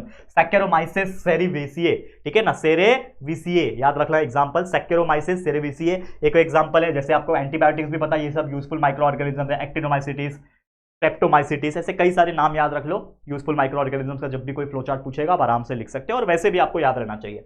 Next question क्या बोल रहा है, कंप्लीट द चार्ट। इसमें आपको बोल रहा है बेनिफिट्स ऑफ बायोटेक्नोलॉजी। बायोटेक्नोलॉजी का क्या क्या बेनिफिट्स है, बहुत सारे बेनिफिट है। जैसे फॉरेंसिक साइंस में बायोटेक्नोलॉजी का इस्तेमाल होता है डीएनए फिंगरप्रिंटिंग करने के लिए, सब पढ़ा चुका हूं, चैप्टर नंबर 8 में चले जाना। डीएनए फिंगरप्रिंटिंग क्या होता है इसको याद कर लेना, बहुत इंपॉर्टेंट क्वेश्चन है डीएनए फिंगरप्रिंटिंग, चले जाना, ठीक है। उसके बाद बायोटेक्नोलॉजी का इस्तेमाल फूड टेक्नोलॉजी में होता है, फूड बनाने के लिए, कौन से फूड, जैसे कर्ड बनाने के लिए, ब्रेड बनाने के लिए, वाइन बनाने के लिए, ये सब चीज बायोटेक्नोलॉजी के हेल्प से ही बन पा रहा है, फर्मेंटेशन प्रोसेस से ही बन पा रहा है। और क्या बेनिफिट्स है बायोटेक्नोलॉजी के, इन्वायरमेंटल बायोटेक्नोलॉजी के लिए ये बायोटेक्नोलॉजी का इस्तेमाल होता है, जैसे पॉल्यूशन को कंट्रोल करने के लिए बायोटेक्नोलॉजी का इस्तेमाल हो रहा है। इसके अलावा ह्यूमन को हेल्थी बनाने के लिए, ह्यूमन हेल्थ को मेंटेन करने के लिए, जैसे कुछ वैक्सीन, आपको पता है कोविड आया था, कोविड का वैक्सीन बनाई गई, तो बिकॉज ऑफ द बायोटेक्नोलॉजी ये वैक्सीन बन पाई। तो वैक्सीन हो गया, जीन थेरेपी हो गया, तो ये सब चीज के लिए बायोटेक्नोलॉजी बेनिफिट है। एनिमल हस्बेंड्री के लिए जिसमें सब चीज आ जाता है, चाहे वो फिशिंग हो गया, चाहे वो एपीकल्चर हो गया, हॉर्टिकल्चर हो गया, और कई सारी ऐसी चीजें, ये सब एनिमल हस्बेंड्री में आ जाता है। उसके बाद आता है क्रॉप बायोटेक्नोलॉजी, जैसे जीएम क्रॉप, आपको पता है ना, गोल्डन राइस हो गया, बीटी कॉटन हो गया, ये सब इसके एग्जांपल है, आप लिख सकते हो, बीटी ब्रिंजल लिख सकते हो एग्जांपल में। तो ये सब बेनिफिट्स है, इसके वजह से ही पॉसिबल हो पाया ना, बायोटेक्नोलॉजी की वजह से। तो ये सब उसके क्या हो गए, बेनिफिट्स हो गए। तो इसको भी आप बाय हार्ट कर लो, स्क्रीनशॉट ले लो और अच्छे तरीके से लर्न आप कर लेना। चलो हम बढ़ेंगे हमारे अगले क्वेश्चन पे। नेक्स्ट क्वेश्चन क्या है बच्चा, क्या है next question, right the correct answer in the circles. आपको सर्कल में आंसर लिखना है करेक्ट। तो क्वेश्चन क्या पूछा है, यूज ऑफ स्टेम सेल। आपको पता है स्टेम सेल्स का यूज क्या है। तो सबसे पहले तो भाई स्टेम सेल्स जो होता है वो न्यू सेल्स बनाने के लिए काम आता है, तो वो रिप्लेस करता है। तो replacing the dead cell, dead cell को रिप्लेस कर देता है stem cells. Production of the blood cells, आपके शरीर में जो ब्लड सेल्स बनता है वो भी स्टेम सेल की वजह से बनता है। तो production of the blood sales is also because of the stem cells. And उसके अलावा ऑर्गन ट्रांसप्लांटेशन के टाइम पे भी जो स्टेम सेल्स है इसका इस्तेमाल किया जाता है। तो ये तीन कुछ इंपॉर्टेंट बेनिफिट्स है, इसको आप याद रख लो। क्या यूजेस क्या है स्टेम सेल के, स्टेम सेल के यूजेस क्या है, एक तो भाई आपके डेड सेल को रिप्लेस करने में काम आता है, दूसरा ब्लड सेल्स को प्रोडक्शन में काम आता है, और तीसरा ऑर्गन ट्रांसप्लांटेशन के दौरान भी काम आता है। नेक्स्ट क्वेश्चन क्या है, 65th क्वेश्चन, मतलब ये लिखने में 65th है लेकिन ऐसा कुछ नहीं है, ये हमने निकाला हुआ है क्वेश्चन बैंक के अंदर से, तो उसका नंबर होगा। Right, practical uses of biotechnology. Biotechnology का प्रैक्टिकल यूज क्या है, कई सारे यूजेस तो ऑलरेडी बताए लेकिन फिर भी देख लो। जैसे क्रॉप बायोटेक्नोलॉजी, तो क्रॉप बायोटेक्नोलॉजी का यूज क्या होता है, एग्रीकल्चरल फील्ड में होता है, ताकि इंप्रूव किया जा सके variety and yield of crops. Crops की वैरायटी को, क्रॉप्स के यील्ड को यानी उपजाऊपन को और अच्छा बेहतर बनाया जाए, बहुत ज्यादा प्रोडक्शन हाई हो जाए, इसके लिए क्रॉप बायोटेक्नोलॉजी का इस्तेमाल होता है। इसके अलावा हाइब्रिड सीड्स का इस्तेमाल कब होता है बायोटेक्नोलॉजी में, ताकि रिकंबाइन कर सके जीन्स को, क्योंकि अलग अलग क्रॉप्स के जीन्स को रिकंबाइन करेंगे डिफरेंट डिफरेंट क्रॉप्स के, तो हमें नया नया तरीके का हाइब्रिड क्रॉप्स मिलेगा, और वो हाइब्रिड क्रॉप्स का जो न्यूट्रिएंट वैल्यू रहेगा वो बहुत अच्छा रहेगा और बहुत ज्यादा इसका इंपॉर्टेंस भी है। नेक्स्ट है genetically modified crops, GM crops, genetically modified crops. GM crop का क्या है, ये डेवलपिंग क्रॉप्स है विद डिजायर्ड कैरेक्टरिस्टिक्स। आपको जो कैरेक्टरिस्टिक्स चाहिए, जैसे आपको BT brinjal, BT cotton, golden rice, तो ये कुछ अपने आप से आप इसके अंदर डेवलप कर सकते हो कैरेक्टरिस्टिक्स को, जो कि डिसीज से लड़ने के लिए काम आता है, रेजिस्टेंस टू डिसीज। मतलब ये कुछ ऐसे क्रॉप्स है, इससे आप खाते हो तो आपके अंदर जो लड़ने की शक्ति होती है ना, जो अंदर क्या बोलते हैं, रोग प्रतिरोधक शक्ति, जो हम लोग स्टैमिना बोलते हैं, इम्यून पावर बोलते हैं, वो इंप्रूव होता है, हाई यील्डिंग कैपेसिटी होती है ये सब जीएम क्रॉप्स की। तो ये आप लोग को ये सब चीजें बिल्कुल ध्यान में रखनी है, तो इसको आप स्क्रीनशॉट ले लो, जरूर से प्रैक्टिस मेहनत करके ले लेना, ठीक है। चलो नेक्स्ट क्वेश्चन है कंप्लीट द पैराग्राफ। देखो ये कुछ ऑप्शंस दिए हुए, इतने सारे ब्रैकेट में ऑप्शंस दे दिए, और आपको जो डैश दिया हुआ है उसमें लिखना है। तो क्या है, different tissues of body are form by division of stem cells. जो अलग अलग टिश्यूज होते हैं ना हमारे शरीर के अंदर, वो किसके डिवीजन से होते हैं, स्टेम सेल्स के डिवीजन से होते हैं। तो स्टेम सेल्स जो होता है वो प्रेजेंट कहां पे होता है, अम्बाइलिकल कॉर्ड में। जब हम मम्मी के पेट में होते हैं, हम जब मदर के वंब में होते हैं, तो हमारा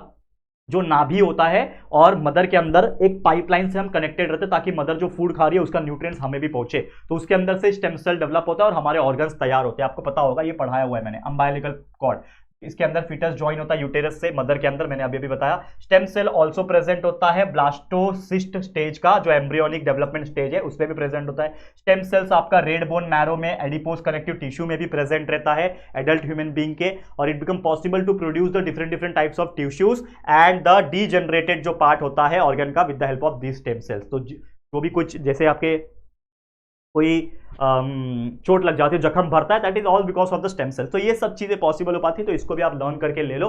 उम्मीद करता हूं कि ऐसे क्वेश्चंस अगर बनेंगे तो आप लिख पाओगे। चलो कंसेप्ट भी क्लियर हो रहा है बच्चा साथ साथ में पढ़ाते पढ़ाते। चलो नेक्स्ट है, अगेन देखो fill in the blanks type के क्वेश्चंस आ गए, मतलब पैराग्राफ दिया रहेगा और ये जो ब्रैकेट में ऑप्शन है इसका इस्तेमाल करना है। देखो क्या बोल रहा है, इट हैज बिकम पॉसिबल, क्या बोल रहा है, it has become possible to solve dash. तो क्या सॉल्व करना है हम लोग को, क्या सॉल्व करना है, environmental related various problem solve करना है with the help of biotechnology.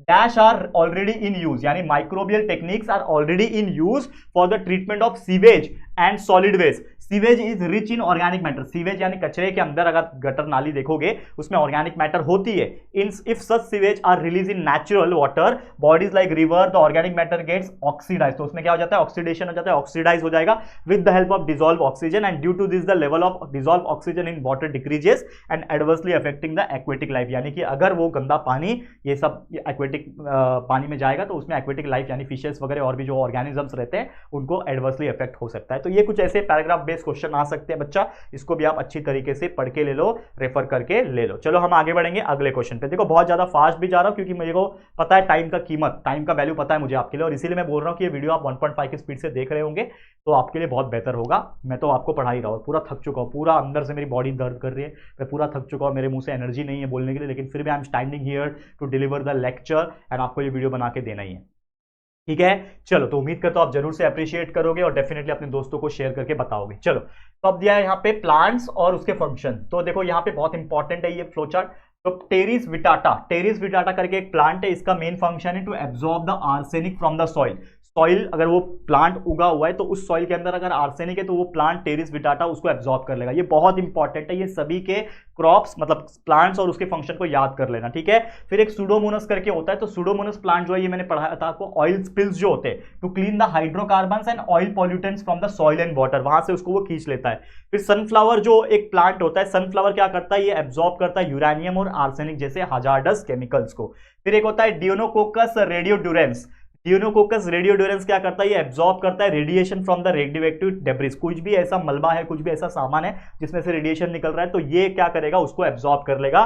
डियोनोकोकस रेडियोड्यूरेंस जो है ये प्लांट क्या करेगा, रेडिएशन को एब्जॉर्ब करेगा। और एक है इंडियन मस्टर्ड, यानी हमारा जो राई होती है ना, इंडियन राई का तेल निकलता है जिसमें से राई का दाना होता है ना, वो क्या करता है, इट एब्जॉर्ब द सेलेनियम करके एक एलिमेंट होता है, उसको एब्जॉर्ब कर सकता है वो सॉइल में से। तो ये भी बहुत इंपॉर्टेंट है, इसको आप अच्छे तरीके से बाय हार्ट करके ले लो, लर्न करके ले लो, ठीक है बच्चा। हर एक का प्लांट का नाम और उसका फंक्शन आपको बाय हार्ट होना चाहिए। चलो नेक्स्ट क्वेश्चन क्या बोल रहा है, देखो एक फिगर दिया हुआ है यहाँ पे, इसमें बहुत सारे ऐसे लोग हैं, क्लियर आपको दिख रहा है तो ठीक है, नहीं तो मैं आपको बता दूं क्या हो रहा है। यहाँ पे क्या हुआ है, एक आदमी का एक्सीडेंट हुआ है, देखो यहाँ पे खून निकल गया उसका, यहाँ पे पूरा उसका खून निकला हुआ है और ये पूरा पड़ा हुआ है, इसको यहाँ पे भी चोट लगा हुआ है। और ये आदमी क्या कर रहा है, देखो ये आदमी उसका फोटो निकाल रहा है, वीडियो निकाल रहा है, ये वीडियो शूट कर रहा है, देखो ठीक है। तो अक्सर क्या होता है कि अक्सर ये चीज, जब मैंने ये चैप्टर आपको पढ़ाया था सोशल हेल्थ वाला चैप्टर, तो मैंने आपको बताया था कि आज के डेट में जो इंसानियत है वो कम हो गई है लोगों के अंदर। आज के डेट में अगर एक्सीडेंट होता है तो लोग उसकी मदद करने नहीं जाते, सबसे पहले तो दूर खड़े हो जाते और घेरा कर लेते और फिर देखते अरे बहुत बुरा हुआ, बहुत बुरा हुआ। कुछ ऐसे लोग रहेंगे जो वीडियो निकालेंगे, कुछ ऐसे लोग रहेंगे जो सिर्फ तमाशा देखेंगे, कुछ ऐसे लोग होंगे डरेंगे कि अगर मैंने हेल्प किया उसको कुछ हो गया तो पुलिस तो मेरे को पकड़ेगी, पुलिस का जवाब कौन देगा, अरे कौन पहुंचाएगा। तो ऐसे बहुत सारे लोग हैं, गिने चुने 5% लोग होंगे जो बिना कुछ सोचे समझे उसको हॉस्पिटल लेके जाते हैं, सब कुछ करते हैं। तो इसके बेस पे क्वेश्चन पूछा है, तो क्वेश्चन ये पूछा है कि what mental disorder is shown in the given picture, ये पिक्चर में क्या डिसऑर्डर है, मेंटल डिसऑर्डर क्या है। ये है कि लोग क्या करते हैं, making the video of accident instead of helping. Page number 105 में पूरा डिटेल में है, लेकिन मैं आपको अंदाजा बता रहा हूं कि ये क्या है, कि भाई लोगों का मेंटल डिसऑर्डर ये है कि लोग हेल्प करने के बजाय उसका वीडियो निकाल रहे, फोटो निकाल रहे हो, एक्सीडेंट हुआ है तो वो नहीं करना चाहिए। और उसमें क्या बोल रहा है, what social message will you give from this, आप अपने हेल्प से, आप अपने तरीके से, आप अपने पास से क्या मैसेज देना चाहते हो कि भाई कि आप वीडियो बनाने के बदले, rather than the making video and posting it on the social media, cool लगने के लिए सोशल मीडिया में पोस्ट करने के बजाय आप सच में नेसेसरी हेल्प प्रोवाइड करो जो भी नीडी वन से, उससे आपको एक तो दुआएं भी मिलेगी और कहीं ना कहीं उस इंसान की जान भी बच सकती है। तो ये आप कर सकते हो और ये बहुत इंपॉर्टेंट भी चीज है। समझ में आ रहा है बच्चा, तो ये सब चीजें आपको करनी है। नेक्स्ट क्वेश्चन क्या बोल रहा है, क्या बोल रहा है, कंप्लीट द फॉलोइंग। देखो बहुत इंपॉर्टेंट चीजें है, ये भी बहुत सारे यहाँ पे ये दिए हुए ब्रैकेट्स दिए हुए हैं, यहाँ पे आपको लिखना है। तो children in early age try upon tobacco, बहुत सारे ऐसे बच्चे होते हैं जो पीयर प्रेशर में, यानी अपने दोस्त के कहने पे आके टबैको ट्राई करने लगते हैं, सिगरेट पीने लगते हैं, गुटखा खाते हैं, अल्कोहल यानी दारू वगैरह पीने लगते हैं, ड्रग्स लेने लगते हैं। तो ये पीयर ग्रुप का प्रेशर की वजह से होता है, and symbol of the high standard living as an imitation of elders, however it may lead to dash. तो इससे क्या होता है, एडिक्शन हो सकता है। It may lead to addiction, मतलब डैश मतलब एडिक्शन आ गया, टू सच डैश सब्सटेंस, ताकि डेडली सब्सटेंस, क्योंकि ये बहुत डेडली सब्सटेंस है। एंड टेम्पररी डैश ड्रग्स मतलब इंटॉक्सिकेटिंग, ऑप्शन में देखो क्या बोल रहा है, इंटॉक्सिकेटिंग जो ड्रग्स है of plants origin and some chemicals में permanently damage the human dash, तो ह्यूमन के नर्वस सिस्टम को वो डैमेज कर सकता है, मसल सिस्टम हार्ट को करता ही है। And earlier we have studied dash effect यानी कार्सिनोजेनिक इफेक्ट। कार्सिनोजेनिक का मतलब क्या होता है कि ये ऐसा इफेक्ट है, मतलब ये जो ऐसी चीजें हैं जिसको आप कंटिन्यूस लोगे तो आपको कैंसर हो सकता है और कहीं ना कहीं इससे जान भी जा सकती है। तो ये आपको ध्यान में रखना है, जो आपके माउथ को तो नुकसान पहुंचाएगा और लंग्स को भी कराएगा। आपने देखा टीवी के स्टार्ट में, पिक्चर स्टार्ट होने में वो एक एग्जाम्पल देता है कि इसको कैंसर था, इसका पूरा मुंह सड़ गया था, ऐसा माउथ में ज्यादा होता है, लंग्स में ज्यादा होता है। तो ये बहुत डेंजरस चीज है बच्चा, इसको बिल्कुल ट्राई मत करना, बिल्कुल जिंदगी में नहीं करना, कसम खा लो। ठीक है, चलो नेक्स्ट क्वेश्चन पे चलेंगे। क्या बोल रहे हैं, 3 डायग्राम दिया है, ये आपका डायग्राम है, ये डायग्राम है, ये डायग्राम है, तो तीनों है क्या? तो आपको पूछा है राइट द आंसर। पहला क्वेश्चन है write the name of animal A. तो ये कौन सा एनिमल है, ये आपको दिख रहा है, तो ये आपका एनिमल है डक बिल्ड प्लेटिपस। ये क्या नाम है, डक बिल्ड प्लेटिपस। क्या नाम है, डक बिल्ड प्लेटिपस, जो कि एक कनेक्टिंग लिंक है किसके किसके बीच में, रेप्टाइल और मैमल्स के बीच में कनेक्टिंग लिंक है। पढ़ाया हुआ है मैंने, देखो लिखा हुआ भी है, duck billed platypus reptile plus mammal, यानी रेप्टाइल और मैमल का कनेक्टिंग लिंक है। दूसरा क्या है, बी वाला कौन सा है, तो बी वाला है लंग फिश, आपके लिए क्या है वो लंग फिश है। और तीसरा वाला है पेरिपेटस, बताया था मैंने। तो तीसरा एनिमल का नाम क्या है, पेरिपेटस नाम है, जो कि एक कनेक्टिंग लिंक है एनालिडा और आर्थ्रोपोडा के बीच का, ये पढ़ा चुका हूं मैं। विच इवोल्यूशनरी एविडेंस, तो ये कौन सा एविडेंस है, ये आपका कनेक्टिंग लिंक है।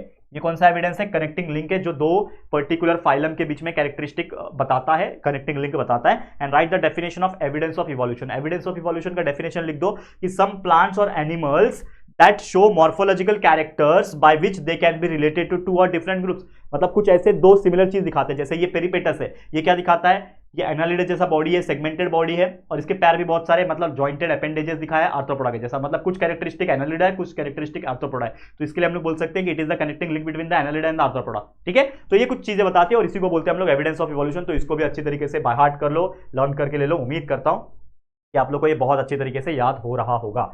नेक्स्ट क्वेश्चन पे चलते हैं बच्चा। अगला क्वेश्चन क्या है, ये आपको देख के लग जाएगा, फिगर डायग्राम देख के, ये आपका मेंस्ट्रुअल साइकिल का है। फीमेल्स में जो मेंस्ट्रुअल साइकिल होता है, चैप्टर नंबर 3 में है ये मेंस्ट्रुअल साइकिल का, उसके ऊपर बहुत सारे क्वेश्चंस पूछते हैं। पेज नंबर 31 पे आप रेफर कर लेना। अगर आप देखो यहाँ पे क्या बोल रहा है, what does the figure above show, ये फिगर क्या बताता है, तो ये फिगर आपको बताता है menstrual cycle in female. Female के अंदर मेंस्ट्रुअल साइकिल क्या होता है वो आपको बताता है। विच ऑर्गन्स आर इन्वॉल्व, तो इसमें कौन से ऑर्गन इन्वॉल्व होते हैं, यूटेरस और ओवरीज इन्वॉल्व होते हैं। इसके अलावा which hormones are involve in this process, इस प्रोसेस में बहुत सारे हार्मोन जैसे कि FSH follicle stimulating hormone, LH luteinizing hormone, progesterone और इस्ट्रोजन नाम के हार्मोन्स इन्वॉल्व होते हैं। And after how many days of this changes happen, तो फीमेल्स में हर 28 से 30 दिनों के बाद ये साइकिल रिपीट होता है। आपको पता ही होगा, फीमेल्स अगर होंगे तो उनको तो पता ही है, लेकिन मेल को भी जानना जरूरी है ताकि पता चल सके कि यार फीमेल के बॉडी के अंदर क्या क्या परेशानियां होती है। तो याद रखना, after interval of every 28 to 30 days, her month में ये चेंजेस अगेन हैपन होता है। तो ये आपको ध्यान में रखना, अच्छी तरीके से मेंस्ट्रुअल साइकिल को याद कर लेना, इसके बेस पे क्वेश्चंस को भी अच्छी तरीके से बाय हार्ट कर लेना। चलो नेक्स्ट क्वेश्चन क्या बोल रहा है, नेक्स्ट क्वेश्चन ये आपका दिख रहा है, ये देख के ही पता चल गया कि ये क्या है, मेल रिप्रोडक्टिव सिस्टम है। तो क्वेश्चन पूछा है, answer the following question, what does the above figure show, ये फिगर क्या बताता है, ये बताता है आपका ह्यूमन मेल रिप्रोडक्टिव सिस्टम है, ये बताता है। फिर आपको बोल रहा है write the name of part ABCD, तो एबीसीडी किधर है, ये आपका ए, तो ए क्या है आपका ये वाला पार्ट, तो ये वाला जो पार्ट दिख रहा है आपको, ये वाला जो पार्ट है ये आपका क्या है, सेमाइनल वेसिकल है। तो ए पार्ट का नाम दे दिया, इसके लिए मैंने बोला कि मेल और फीमेल दोनों ही रिप्रोडक्टिव सिस्टम के प्रॉपर तरीके से इसको स्टडी कर लो और हर एक ऑर्गन के नाम याद रख लो। तो ये आपका जो अंदर पार्ट दिख रहा है, और कलर आपको नहीं दिखेगा एग्जाम में, ये जैसा कलरफुल डायग्राम दिख रहा है एग्जाम में ब्लैक एंड व्हाइट आता है, याद रखना। तो अंदर ये जो पार्ट होती है ये आपका क्या होता है, सेमाइनल वेसिकल। फिर उसके जस्ट पीछे ये क्या है, एकदम दिल जैसा जो शेप होता है उसको प्रोस्टेट ग्लैंड कहा जाता है, ये हो गया प्रोस्टेट ग्लैंड। फिर उसके बाद ये एक पाइपलाइन स्ट्रक्चर होता है जिसको बोलते हैं यूरिनोजेनाइटल डक्ट, जिसमें से आपका यूरिन भी निकलता है और रिप्रोडक्टिव गैमेट यानी स्पर्म भी निकलता है, सीमेन भी निकलता है। तो यूरिनोजेनाइटल डक्ट बोलते हैं इस पाइपलाइन को। इसके अलावा ये आपको दिख रहा है 2 टेस्टिस होते हैं, तो ये आपका टेस्टिस हो गया, तो डी।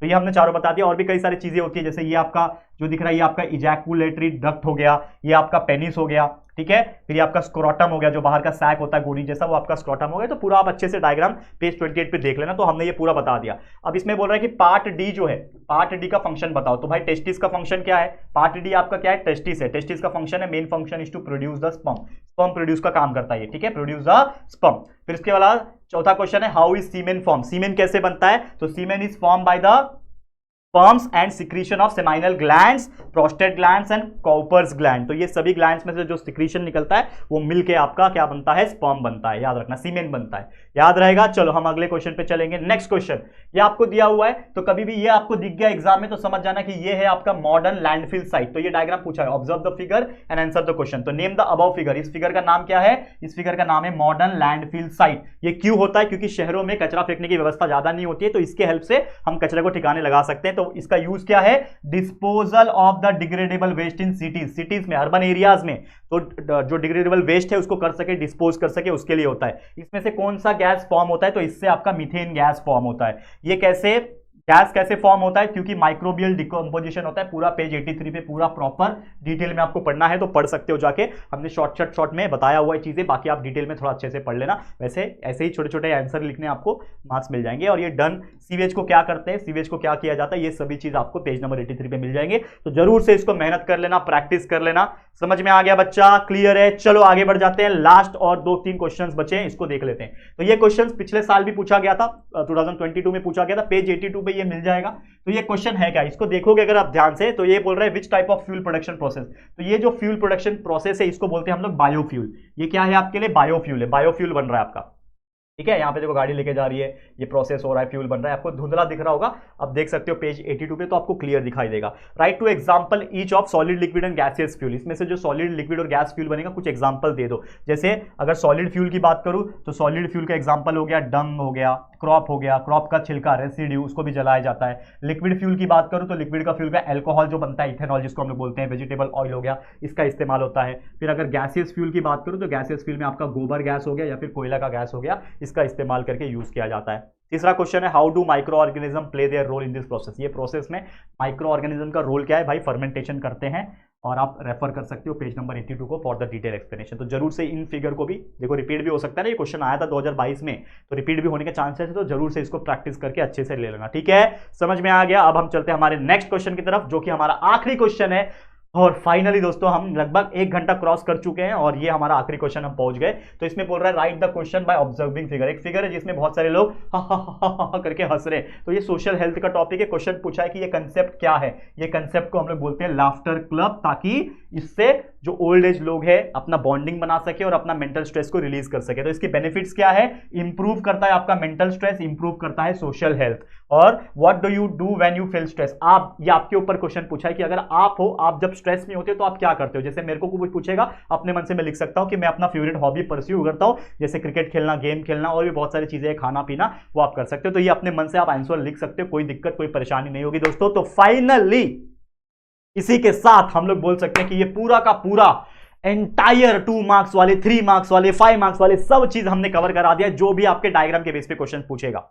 और बाकी गिव रीजंस, शॉर्ट नोट्स वाले, डिस्टिंग्विश बिटवीन वाले, एक्सप्लेन करने वाले, वो तो उम्मीद करता हूं आपने पढ़े ही होंगे, और हमने भी कई सारी इंपॉर्टेंट चीजें दी थी, वो आप पढ़ के रख लो और किसी चीज की कमी नहीं रह गई है। एमसीक्यूज की बात है तो एमसीक्यूज रात में दे दूंगा, आप सोने के पहले हमारे वीडियो सेक्शन पे आके चेक कर लेना, एमसीक्यूज के वीडियो भी आपको मिल जाएंगे। तो सब चीज प्रोवाइड कर दिया है, बस एक बार वीडियोस जो हमने प्रोवाइड कर दिया है उसको देख लो कि आपने देखा है कि नहीं देखा है तो 1.5 1.75 की स्पीड लगा और कंटिन्यूस देख लो। इसी के साथ इस वीडियो को मैं एंड करता हूं। उम्मीद करता हूं ये जो इतना एक्सट्रीम लेवल का मेहनत हमने किया, ये आपको कुछ ना कुछ काम आएगा और डेफिनेटली आप इससे आगे बढ़ पाओगे। तो आज के लिए इतना ही। ये वीडियो आपको कैसा लगा, हमारी मेहनत आपको कैसे लगी दोस्तों, प्लीज हमें कमेंट करके जरूर से बता देना। और अगर आपको ये वीडियो पसंद आया है, अच्छा लगा है, तो प्लीज वीडियो को लाइक करना, क्योंकि आपके लाइक से ही मोटिवेशन आएगा। ठीक है, जितना हो सके शेयर करना, और पहली बार आए हो चैनल पे तो प्लीज चैनल को सब्सक्राइब करना। और एक रिक्वेस्ट है कि ज्यादा से ज्यादा पूरे महाराष्ट्र के अंदर जितने भी आपके फ्रेंड्स है, रिलेटिव्स है, सभी को शेयर कर देना, उनको भी बोलना आगे शेयर करने के लिए। ठीक है दोस्तों, तो चलो गाइस, फिर आज के लिए इतना ही। जल्दी मिलेंगे फिर एक और नई वीडियो में, तब तक के लिए thank you and good bye.